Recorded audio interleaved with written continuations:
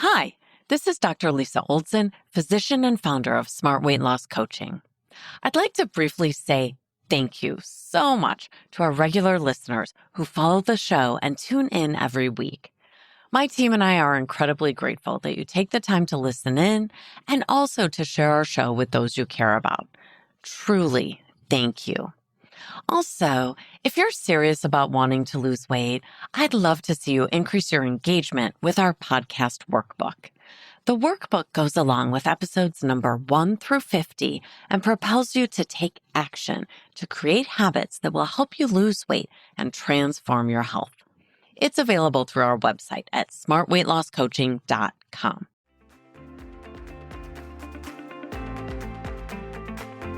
Welcome to the Smart Weight Loss Coaching Podcast. I'm Dr. Lisa Oldson, a board-certified weight loss medicine specialist and certified life coach. In this podcast, I'll share fresh insights and effective techniques for incorporating mindset, habit change, and proven science into your life. Are you ready to achieve sustainable weight loss, wellness, and longevity? Then let's jump in and lose weight the smart way. Welcome back. Today we're going to talk about protein. I've noticed that protein is something people feel strongly about, and you may hear people in both camps.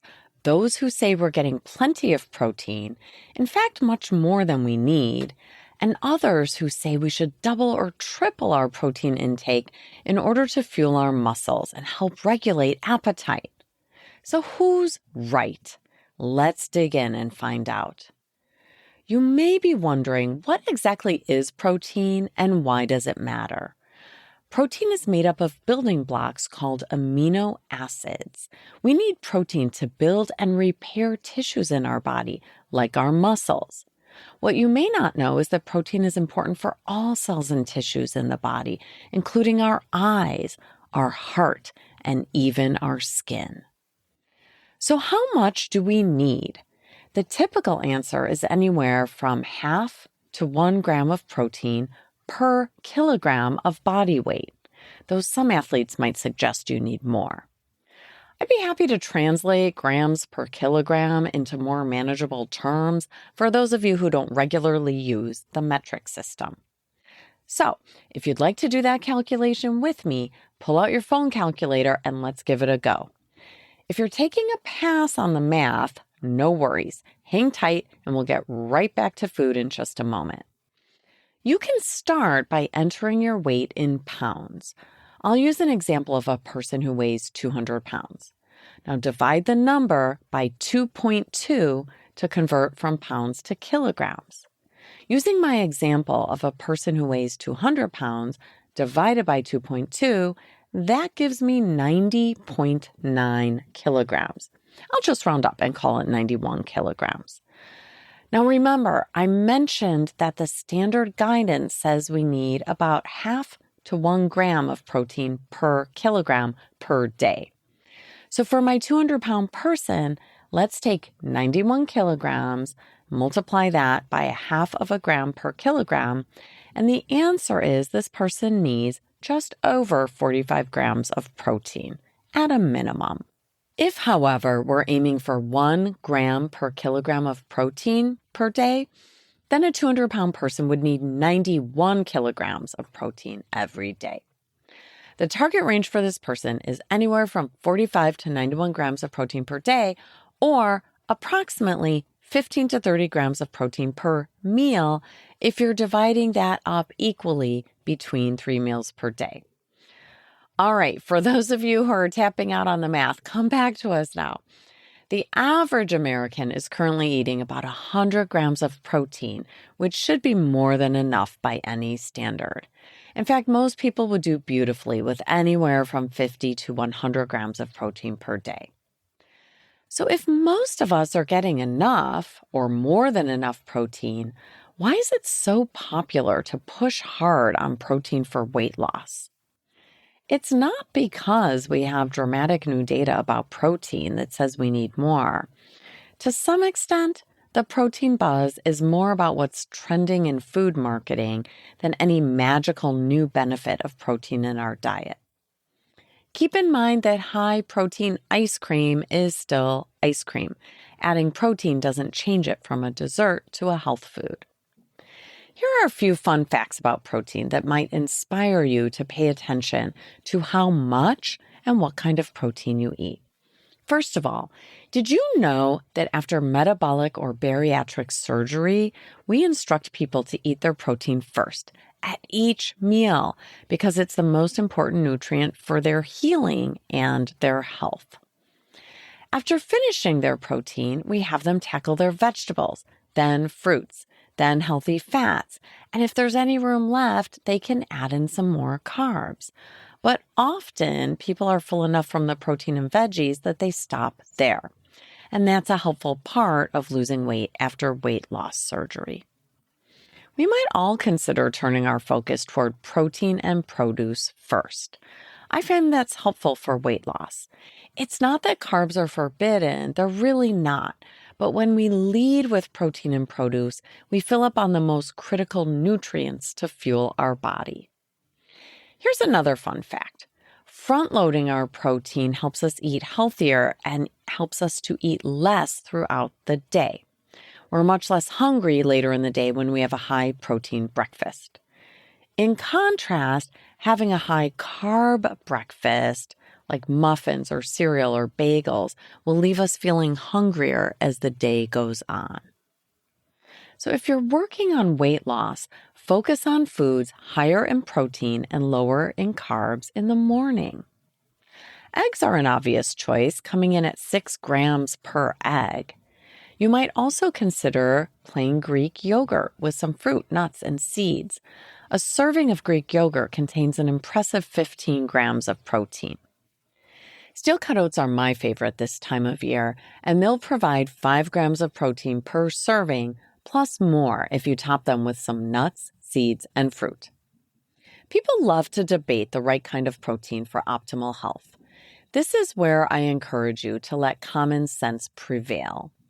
We all intuitively understand that a burger is less healthy than grilled fish or lentils, but it also stands to reason that a burger made from grass-fed beef without hormones or antibiotics is a healthier burger than one made from cows who never got out to pasture and who eat unhealthy foods themselves.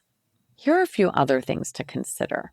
It's always best to eat real food rather than getting our nutrients from supplements. I favor protein-rich foods over protein shakes or bars, which are often filled with ultra-processed Nova-4 ingredients. It's not a win to get extra protein if you get it along with a bunch of chemicals. Read the ingredient list of your protein source to be sure you're not being fooled by a package that makes the food seem healthier than it is.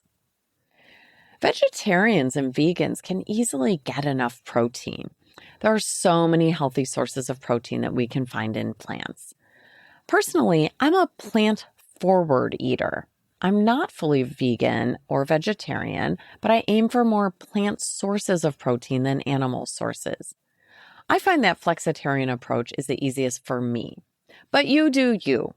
And keep in mind that it's not necessary to eat animal sources of protein if you prefer not to. You're also doing a solid for our planet if you eat less meat. One recent study showed a 12% higher risk of death for every single daily serving of meat consumed. The World Health Organization has identified processed meats as carcinogenic. Specifically, they increase the risk of colorectal cancer. With that in mind, it's pretty easy to pass on salami, deli meat, bacon, and hot dogs. I don't personally find sausage worth the risk of cancer. Now, what about fish? If you're going to eat animal protein, fish is an excellent choice. Salmon packs an amazing 34 grams of protein for a standard 6-ounce serving, and it's loaded with omega-3 fatty acids, which are linked to better brain function. Come on, people, let's support our brains with our nutrition. If you've never seen the movie The Game Changers, check it out. I believe it's still on Netflix. It's about elite athletes who follow a plant-based diet. You'd be astonished at the strength and speed of these folks. I like to think about protein on a spectrum. For our health, it's not a bad thing to reduce our animal protein consumption. If you're a big red meat eater, you may want to try having chicken, fish, or eggs one night a week instead. If you're already a chicken eater, how about trying fish once or twice a week and adding in meatless Mondays? Let's look at what kind of plants contain protein. Here are some you might like to try. Lentils, chickpeas, including hummus, which is made from chickpeas and delivers 17 grams of protein in just 3/4 of a cup. Use carrot sticks to scoop up your hummus and you have a delicious, healthy, protein-rich snack. How about edamame, which is a form of soybeans still in the pod? I like to microwave it with water and salt, then drain it and eat the beans. Don't eat the pod, though. It's not like a sugar snap pea. But you'll get a hearty 16 grams of protein in 1 cup of edamame. In fact, beans of all varieties are a fantastic source of protein and fiber. Other protein-rich foods include nuts, seeds, and tofu, which is made from soybeans, just like edamame. Okay, friends, it's time to think about your NBA, your next best action. Maybe you want to start with a protein audit and actually count up the grams of protein that you eat in a typical day. I don't find it necessary to keep track of this regularly, but doing it for a few days can give you insight into whether or not you're selecting high-quality protein in a reasonable amount. Another terrific MBA would be to embrace meatless Mondays and learn to make some protein-rich plant-based meals. Thanks so much for listening. If you'd like more support during your smart weight loss journey, check out our group coaching program at smartweightlosscoaching.com. Until next time, stay well and stay smart.